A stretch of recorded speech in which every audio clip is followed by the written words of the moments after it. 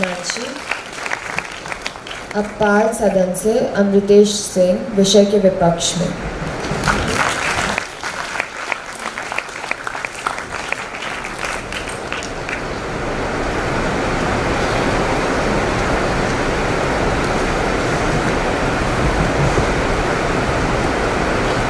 हजारों जवाबों से बेहतर है मेरी खामोशी, हजारों जवाबों से बेहतर है मेरी खामोशी, न जाने कितने सवालों की आबरू रख ली। सभागार में उपस्थित सभी को मेरा नमस्कार।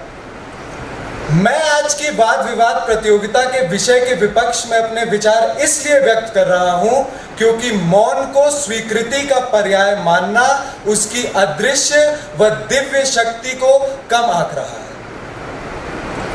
यह एक गलत धारणा है कि यदि कोई व्यक्ति मौन हो जाता है तो उसके पास कुछ कहने को या कुछ करने को नहीं बचता।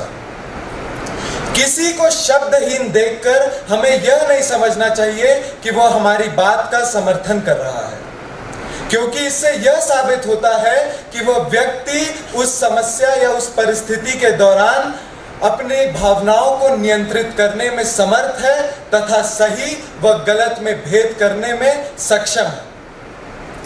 ऐसे लोग उस समय अपनी बात रखते हैं जब उन्हें पता है कि वह तार्किक व प्रभावशाली ढंग से जब अपनी बात रखेंगे तो उस बात की आवाज काफी दूर तक गूंजेगी। ऐसे लोग मौन रहते हैं या जब कुछ बोलते हैं तो इस बात का विशेष रूप से ध्यान देते हैं कि उनके द्वारा की गई बात या उनके मौन से कोई भी व्यक्ति कभी आहत ना हो। झूठे व्यक्ति की ऊंची आवाज सच्चे व्यक्ति को चुप अवश्य करा सकती है, लेकिन सच्चे व्यक्ति का मौन झूठे व्यक्ति की जड़ें हिला देता है। विश्व भर में आज मौन विरोध का सशक्त रूप से प्रयोग किया जा रहा है।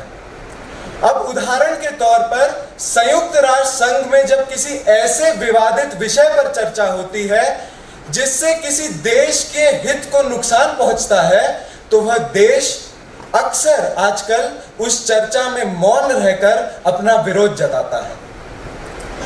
तो मैं अपने विपक्षी मित्रों का मौन को स्वीकृति का पर्याय मानना नहीं समझ पा रहा हूं, क्योंकि मौन विरोध आजकल विश्व भर में अपना विरोध जताने का सबसे सशक्त माध्यम बन चुका है। अभी हाल ही में भारत यूक्रेन के ऊपर रूस द्वारा किए गए आक्रमण के विरुद्ध होने के बावजूद भी जब रूस के खिलाफ संयुक्त राष्ट्र संघ में अविश्वास प्रस्ताव पारित हुआ था और रूस के आक्रमण के खिलाफ जो प्रस्ताव पारित हुआ तो उस समय भारत चुप था, क्योंकि वो विश्व को गुटबाजी की वजह से एक और विश्व युद्ध की ओर ढकेलना नहीं चाहता है। आज देश में और विश्व में धर्मांधता, सांप्रदायिकता, हिंसा, नफरत व झूठ के लिए की स्वीकार्यता इसलिए नहीं मिल गई है क्योंकि हम मौन हैं, परंतु समाज में विवेकहीनता व्याप्त हो गई है। आज जब कोई यहां आता है और कहता है कि मौन स्वीकृति का पर्याय है तो वह हमारे वीर जवान विंग कमांडर अभिनंदन वर्धमान के अदम्य साहस और सूझबूझ का भी उपहास उड़ा रहा है। जब वे पाकिस्तानी फौज के कब्जे में थे तो उनका मौन ही उनकी सबसे बड़ी शक्ति बना था, क्योंकि जब शत्रु ने उनसे कुछ ऐसे सवाल पूछे जिससे राष्ट्रीय सुरक्षा से संबंधित कुछ महत्वपूर्ण जानकारियां बाहर आ सकती थी तो उस समय उन्होंने चुप्पी साध ली थी। यही मौन अमेरिका में रह रहे अश्वेत नागरिकों को उनका अधिकार दिलाने में भी काफी लाभदायक हुआ था। 28 जुलाई 1917 को अमेरिका में रह रहे अश्वेत नागरिकों ने मौन विरोध से यह साबित कर दिया था कि हिंसक या उग्र विरोध महज कुछ दिन का शोर होता है, लेकिन मौन विरोध उस समस्या को मुख्य बिंदु बनाकर उसका समाधान निकालने के लिए हम सबको मजबूर करता है। आज मेरी बातों से यह साबित होता है कि मौन स्वीकृति का नहीं बल्कि सशक्तिकरण, शांति, सफलता, किसी दूसरे का सम्मान करना या विरोध प्रकट करने का एक बहुत ही अच्छा माध्यम है। अंत में अपनी वाणी को विराम देते हुए मैं बस इतना ही कहना चाहूंगा कि इस दुनिया में जितने जुल्म नहीं उतने सहने की आदत है। इस दुनिया में जितने जुल्म नहीं उतने सहने की आदत है। तानों के भी शोर में रहकर मौन रहने की आदत है। बहुत बहुत धन्यवाद।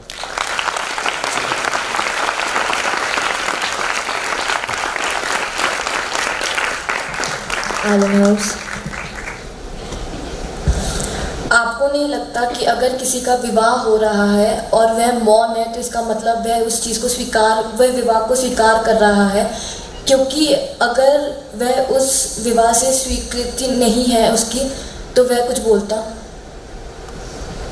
प्रश्न के लिए धन्यवाद। सर्वप्रथम मैंने अपने वाद विवाद में विवाह का तो कहीं भी जिक्र नहीं किया, लेकिन आपने जब प्रश्न पूछा तो मैं उसका उत्तर देना चाहूंगा।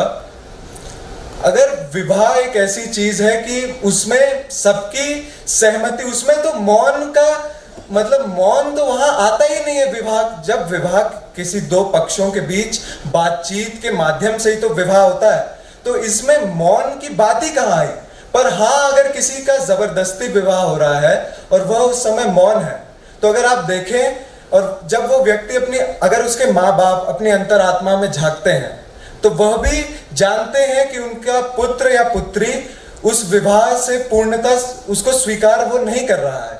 तो एक तरह से देखा जाए तो वह यह बात जो आपने कही यह मेरे ही पक्ष को और मजबूत कर रहा है कि मौन स्वीकार्यता का पर्याय नहीं है। धन्यवाद।